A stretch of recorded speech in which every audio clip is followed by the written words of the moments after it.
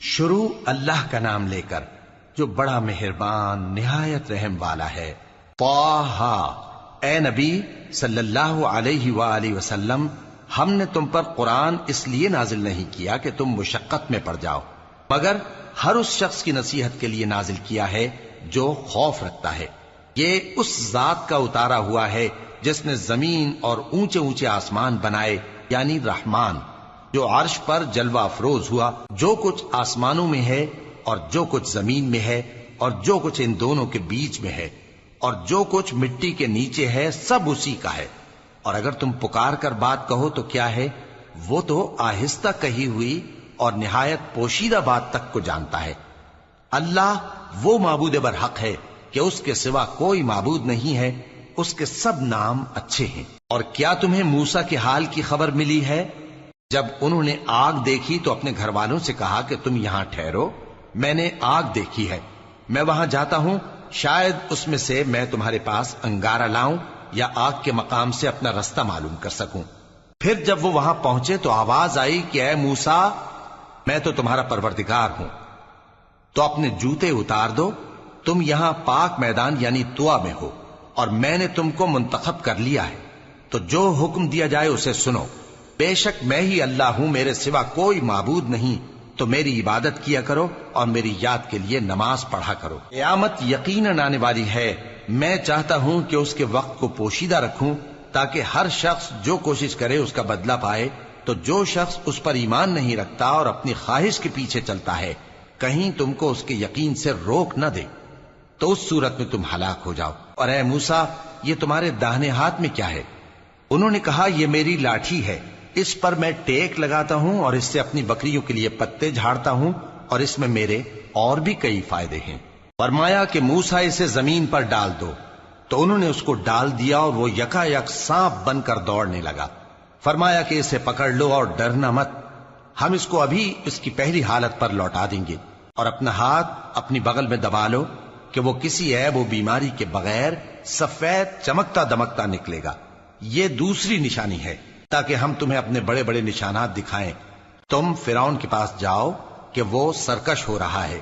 کہا، اے میرے پروردگار، اس کام کے لیے میرا سینہ کھول دے اور میرا کام آسان کر دے، اور میری زبان کی گرہ کھول دے تاکہ وہ میری بات سمجھ لیں، اور میرے گھر والوں میں سے ایک کو میرا وزیر یعنی مددگار مقرر فرما، یعنی میرے بھائی ہارون کو۔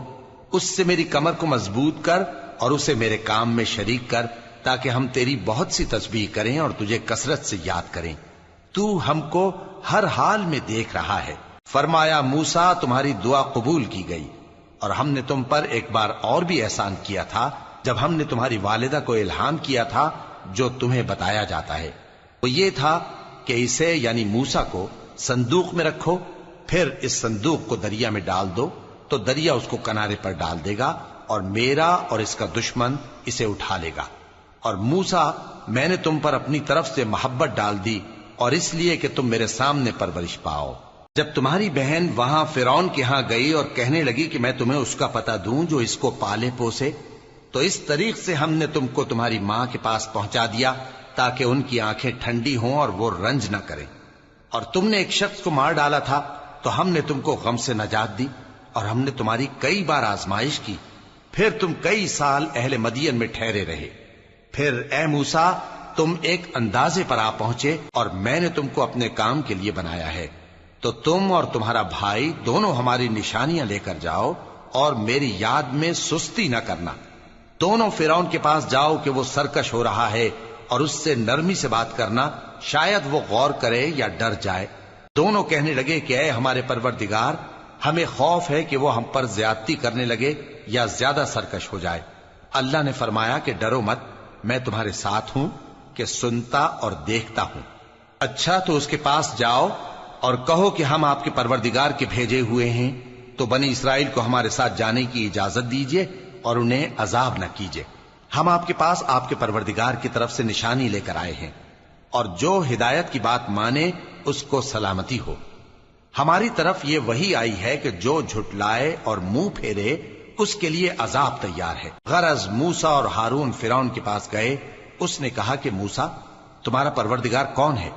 کہا کہ ہمارا پروردگار وہ ہے جس نے ہر چیز کو اس کی شکل و صورت بخشی، پھر راہ دکھائی۔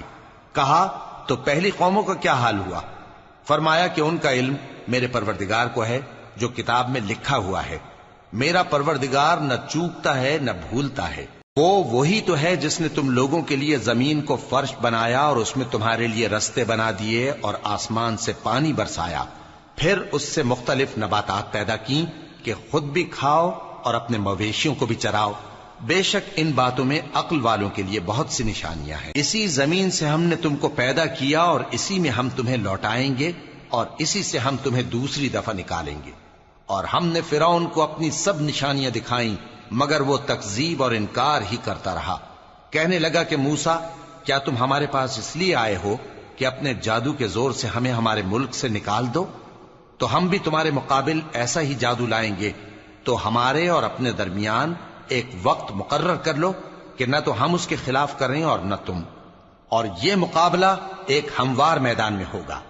موسیٰ نے کہا کہ آپ کے لیے یوم زینت کا وعدہ ہے، اور یہ کہ لوگ اس روز دن چڑھے اکٹھے ہو جائیں۔ تو فرعون لوٹ گیا اور اپنے سامان جمع کر کے پھر آیا۔ موسیٰ نے ان جادوگروں سے کہا کہ یہ تمہاری بربادی ہوگی، اللہ پر جھوٹ نہ باندھو، وہ تمہیں عذاب سے فنا کر دے گا، اور جس نے جھوٹ باندھا وہ نامراد رہا۔ تو وہ باہم اپنے معاملے میں جھگڑنے اور چپکے سرگوشی کرنے لگے۔ کہنے لگے یہ دونوں جادوگر ہیں، چاہتے ہیں کہ اپنے جادو کے زور سے تم کو تمہارے ملک سے نکال دیں اور تمہارے بہترین مذہب کو نابود کر دیں۔ تو تم جادو کا سامان اکٹھا کر لو اور پھر قطار باندھ کر آؤ۔ آج جو غالب رہا وہی کامیاب ہوا۔ جادوگر بولے کہ موسیٰ، یا تو تم اپنی چیز ڈالو یا ہم اپنی چیزیں پہلے ڈالتے ہیں۔ موسیٰ نے کہا بلکہ تم ہی پہلے ڈالو۔ جب انہوں نے چیزیں ڈالیں تو یکا یک ان کی رسیاں اور لاٹھیاں موسیٰ کے خیال میں ایسی آنے لگیں کہ وہ میدان میں ادھر ادھر دوڑ رہی ہیں۔ اس وقت موسیٰ نے اپنے دل میں خوف محسوس کیا۔ ہم نے کہا خوف نہ کرو، بلا شبہ تم ہی غالب رہو گے، اور جو چیز یعنی لاٹھی تمہارے داہنے ہاتھ میں ہے اسے ڈال دو کہ جو کچھ انہوں نے بنایا ہے اس کو وہ نگل جائے گی۔ جو کچھ انہوں نے بنایا ہے یہ تو جادوگروں کے ہتھ کنڈے ہیں، اور جادوگر جہاں بھی جائے کامیاب نہیں ہوگا۔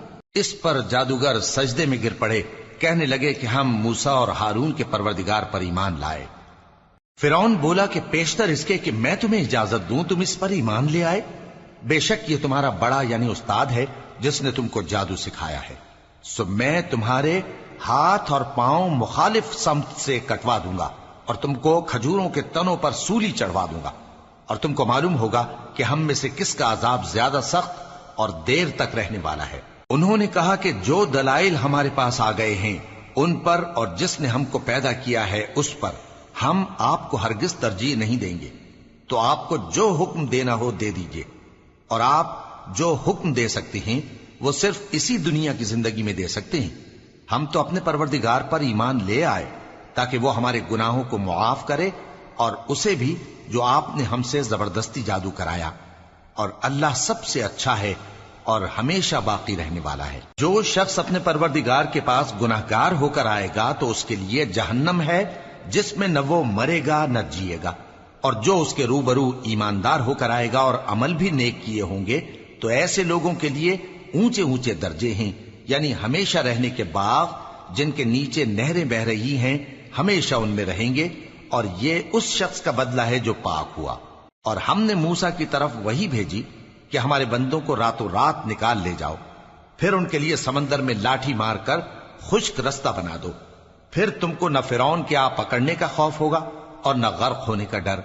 پھر فرعون نے اپنے لشکروں کے ساتھ ان کا تعاقب کیا تو سمندر کی موجوں نے ان پر چڑھ کر انہیں ڈھانک لیا یعنی ڈبو دیا، اور فرعون نے اپنی قوم کو گمراہ کر دیا اور سیدھے رستے پر نہ ڈالا۔ اے آل یعقوب، ہم نے تم کو تمہارے دشمن سے نجات دی اور تورات دینے کے لیے تم سے کوہ طور کی داہنی جانب مقرر کی، اور تم پر من اور سلوہ نازل کیا، اور حکم دیا کہ جو پاکیزہ چیزیں ہم نے تم کو دی ہیں ان کو کھاؤ اور اس میں حد سے نہ نکلنا، ورنہ تم پر میرا غضب نازل ہوگا، اور جس پر میرا غضب نازل ہوا وہ ہلاک ہو گیا۔